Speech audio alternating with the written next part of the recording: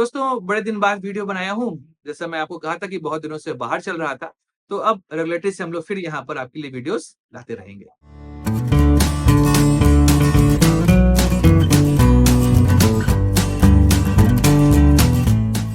नमस्कार मित्रों, द स्वदेश में आपका स्वागत है।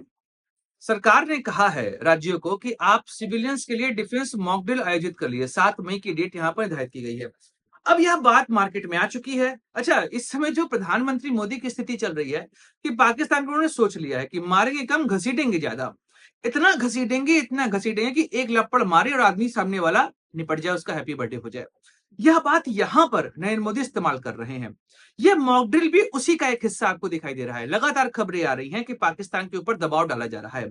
देखिए, किसी भी देश को तोड़ने का सबसे अच्छा तरीका यह होता है कि उसको आर्थिक रूप से इतना पंगु कर दो कि वहां की जनता ही विद्रोह कर दे और वह बिखर जाए।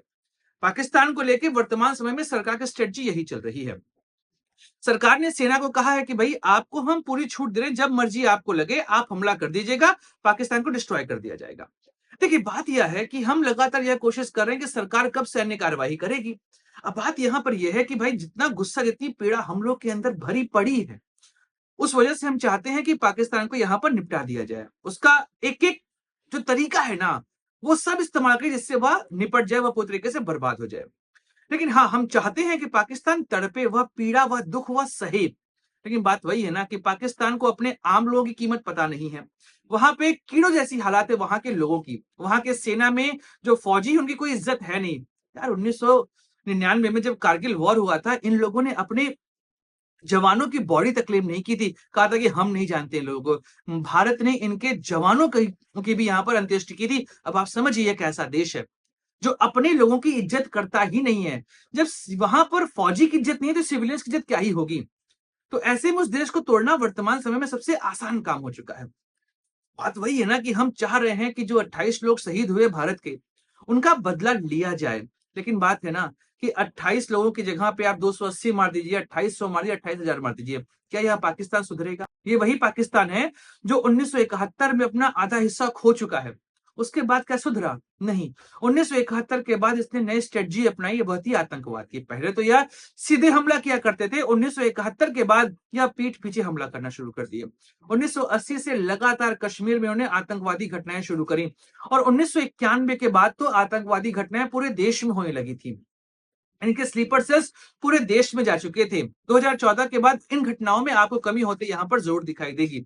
लेकिन हाँ, बात यह है कि पाकिस्तान की स्ट्रेटजी जिस तरीके से कि भारत को यहां पर हम डेंट देंगे, लेकिन अब पाकिस्तान का खात्मा करने का पूरा समय यहां पर आ चुका है। सेना को यहां पर दे दी गई छूट कि आप अपने अकॉर्डिंग यहां पर देखिए कि पाकिस्तान को कैसे यहां पर निपटाना है। अब बात यहां पर यह आ रही है कि आखिर सरकार क्या यहां कर रही है। अभी मॉकड्रिल्स ये तरीके से दबाव बनाने का ही पूरा प्रयास है कि पाकिस्तान में यह खबर जाए कि भाई, वहां पर देखो मॉक ड्रिल हो रही है, वह पूरी तैयारी कर चुके हैं हमला करने की। दुश्मन पे हमला उस समय नहीं करते जिस समय दुश्मन सजग होता है। हमला तब करिए जब वो पूरी तरीके से कैजुअल हो चुका, अरे अब अभी तक हमला नहीं हुआ, अब क्या होगा, और तभी ठोक दो, तभी निपटा दो, उनको पूरी तरीके से खात्मा कर दो। यही स्ट्रेटजी यहां पर अपनाई जा रही है। लेकिन उस ठोकने से पहले हमें प्रयास करना पड़ेगा कि पाकिस्तान अन्य मोर्चों पर इतना कमजोर हो जाए कि उसके पास अपनी अपनी सुरक्षा करने का भी मौका यहां पर ना बचे। इसके लिए तो सबसे पहला तरीका वह होता है आर्थिक गतिरोध। यहां पर अब भारत ने पाकिस्तान के ऊपर इतने सैंक्शंस लगा दिए हैं ना, और वह प्रयास कर रहा है कि वापस से पाकिस्तान एफएटीएफ में चला जाए। पाकिस्तान पहले भी आतंकवाद को पोषित करने की वजह से एफएटीएफ की ग्रे लिस्ट में था। इस बार प्रयास से भारत था कि पाकिस्तान को ब्लैक लिस्ट में डाल दिया जाए। सीधी बात यहां पर है।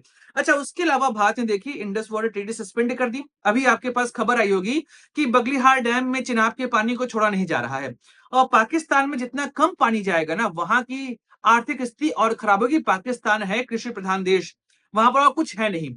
तो ऐसे में आपने अगर एग्रीकल्चर को डिस्ट्रॉय कर दिया तो वही खाने के लाले पड़ जाएंगे, एक दूसरे का मांस नोच के खाने वाले हैं वो लोग। ये हालत हो जाने वाली उनकी, पीने का पानी नहीं मिलेगा तो अपनी ही सरकार के कॉलर पकड़ेंगे सभी लोग। याद होगा आटे की वह लाइनें जो पाकिस्तान में लगा करती थी, वह लाइन अब पानी के लिए भी लगने वाली है। इसके अलावा अब भारत ने आयात निर्यात भी पूरी तरीके से ब्लॉक कर दिया। भैया, ना हमारे शिप तुम्हारे पास जाएंगे, ना तुम्हारे शिप हमारे पास आने वाले हैं। बाकी जितने भी हमारे भी टाइल्स थे वह सारे यहाँ पर सस्पेंड करने का प्रयास किया जा रहा है। इसके अलावा Pakistani YouTubers, Pakistani social influencer Bharat में बड़े छाए हुए थे, उन सभी के यूट्यूब, इंस्टाग्राम, ट्विटर अकाउंट यहाँ पे सस्पेंड कर दिए गए। भाई पैसा भारत से कमाकर भारत के खिलाफ ही बोल रहे थे। यहाँ तक कुछ तो ऐसे थे जो भारत की प्रेजिंग करते थे और उससे व्यू लेकर पैसा कमाते थे। उन सब की कमर यहाँ पर तोड़ दी गई है। भाई कौन जानता है कि इनमें कौन सा इन्फ्लुएंस आईएसआई से मिला हुआ है या उनको वो पैसा नहीं दे रहा है। भाई वो पैसा कमा के उनका एक एक रुपए आतंकवाद की तरफ ही जाता है। तो ऐसे में आर्थिक कमर तोड़ना यहाँ पे जरूरी था और वह कमर लगातार तोड़ी जा रही है। एक और चीज है, इंडिया ने अपना एयर स्पेस बंद कर दिया है पाकिस्तान फ्लाइट्स के लिए। अच्छा, पाकिस्तान ने पहले बंद किया था, भारत ने बाद में बंद कर दिया। अब खबर यह आ रही है कि ब्रिटेन, फ्रांस, इन सब देशों ने कहा है कि हाँ, हम भारत के साथ हैं यहाँ पर और पाकिस्तान एयर स्पेस का यूज हम नहीं करने वाले हैं। अगर सही में यह चीज इंप्लीमेंट हो गई ना, तो आप समझिए कि आर्थिक रूप से पाकिस्तान डिस्ट्रॉय हो जाएगा। कराची पोर्ट को घेरने की बात चल रही है आईएनएस विक्रांत के माध्यम से, और अगर कराची पोर्ट घिर गए यहां पर तो 80% पाकिस्तान का इंटरनेशनल ट्रेड ठप हो जाएगा। पाकिस्तान में ऑयल नहीं पहुंचेगा, जो कि ऑयल कहां से आता है, गल्फ कंट्रीज से आता है। तो पाकिस्तान को पहले आर्थिक रूप से आप घेर लीजिए, यहां पर ऐसा घेरिए कि भाई दाने दाने को वह मोहताज हो जाए। उसके बाद आएगा समय जब पाकिस्तान पे अगला अटैक करा जाएगा, वो है राजनयिक अटैक, या उसके बाद जो इंटरनेशनल पॉलिसीज है उन पे यहाँ पे इनको घेरा जाएगा। जैसा मैंने कहा कि एफएटीएफ में इनको फिर से डालने की पूरी बात यहाँ पर चले कि एफएटीएफ ग्रे लिस्ट में इनको डाल दिया जाए। अब आईएमएफ भी अभी उसको देना है पैसा, भाई भिखमंगे तो है पाकिस्तानी, ले जाएंगे अपना कटोरा लेके कि भैया हमको ये दो पैसा, नाम पे दे दो बाबा। अब यह पहुंच जाएंगे वहां पर, अब वहां पर इनको जो है वो थामा जाएगा और वहां पर एफएटीएफ के थ्रू पैसा नहीं दिलवाया जाएगा। और अगर इन भिखमंगों को भीख नहीं मिली ना, तो गली गली घूमेंगे ये। तो पहला यहां पर यह है कि भैया इनको आर्थिक रूप से तोड़ा जाए, फिर अगला जो है कि इंटरनेशनल दबाव यहां पर बनाया जाए। अभी जेडी वैंस का स्टेटमेंट बड़ा फेमस हो रहा है, उस वजह से पाकिस्तान की हालत और खराब हुई। जेडी वैंस ने कहा है कि भाई युद्ध यहां तक मत ले जाइए कि जो क्षेत्र है वहां दिक्कत हो जाए, बाकी अगर इंटरनल रहकर भारत यहां पर पाकिस्तान को तोड़ सके तो तोड़ दे, हमें कोई दिक्कत नहीं है। तो बात यहां पर स्पष्ट है कि पाकिस्तान में तुम ऐसा एक्सक्लेट करो कि पाकिस्तान अपने में ही बिखर जाए। इधर बांग्लादेश वो चिल्ला रहा था कि यही मौका है चीन के साथ मिलकर हम कैप्चर करें नॉर्थ ईस्ट। अरे तुम्हारी औकात क्या है यार, छोड़ो, तुम बात मत करो यार, खाने के मोहताज हो, तुम भीख मांग रहे हो भारत से कि पैसा दो, और तुम हमको तोड़ने की बात कर रहे हो। अभी ब्लॉक कर देंगे ना तुम्हारा पूरा इंटरनेशनल ट्रेड, यहाँ तुम बर्बाद हो जाओगे। इंडिया ने बांग्लादेश को सपोर्ट करने के लिए अपने टेक्सटाइल को यहां बर्बाद किया कि बांग्लादेश आगे बढ़ जाए। आज वही बांग्लादेश हमको आंख दिखा रहा है, तो उनको निपटाने का समय आ चुका है। वैसे भी चिकन नेक चौड़ी करने की बातें चल रही हैं, तो हम जो 22 किलोमीटर का अपना सिलीगुड़ी कॉरिडोर है ना, हम उसको अब यहाँ पर मोटा करने के पूरे विचार में आ चुके हैं। आने वाले समय में 4-5 सालों में आपको दिखाई देगा कि हमारा चिकन नेक जो है ना, वो 22 की जगह पे 220 किलोमीटर का हो चुका है। तो बांग्लादेश को भी निपटाने का पूरा प्रयास यहाँ चल रहा है। वैसे भी क्या दोनों देश इतने अस्थिर हो चुके हैं कि इनको यहां पर आप सपोर्ट क्यों ही करो, ये रहें चाहे ना रहें, क्या ही फर्क पड़ जाएगा। और पाकिस्तान की स्थिति तो ऐसी है कि भाई वहां पर दो क्षेत्र तो अपने आप को आजाद कराने के लिए लड़ाई लड़ रहे हैं, एक है बलूचिस्तान और एक है खैबर पख्तून। और यहां पर दोनों इलाके यह कोशिश कर रहे हैं कि कैसे भी करके पाकिस्तान से हो जाए अलग। अब भारत यहां पर करे कि भाई पहले इन दोनों जगहों पर इतनी ज्यादा प्रॉब्लम क्रिएट करवा देना कि वह क्षेत्र अपने आप अलग हो जाए, उसके बाद पीओके छीन ले। बचेगा सिंध और यहाँ पंजाब। सिंध तो वैसे ही भारत में मिलने को तैयार है, और सिंध को हम वैसे भी 1971 में जब जीते थे हम 13 स्क्वायर किलोमीटर, उसको हम 1972 में शिमला पैक्ट में इनको दान कर दिए थे। अब सही समय आ गया है कि सिंध को भी वापस से कैप्चर किया जाए। भाई हमारा राष्ट्रगान ही बोलता है ना, पंजाब सिंध गुजरात मराठा, तो सिंध हम आज तक अपने राष्ट्रगान में क्यों रखे हुए हैं कि हमको पता है आगे चल के हम जो इसको वापस से ले ही लेने वाले हैं। तो पाकिस्तान उस दौर पे पहुंच चुका है जहां पर इनको इतना तोड़ दीजिए ना कि सैन्य कार्रवाई करने से पहले यह बिखर जाए।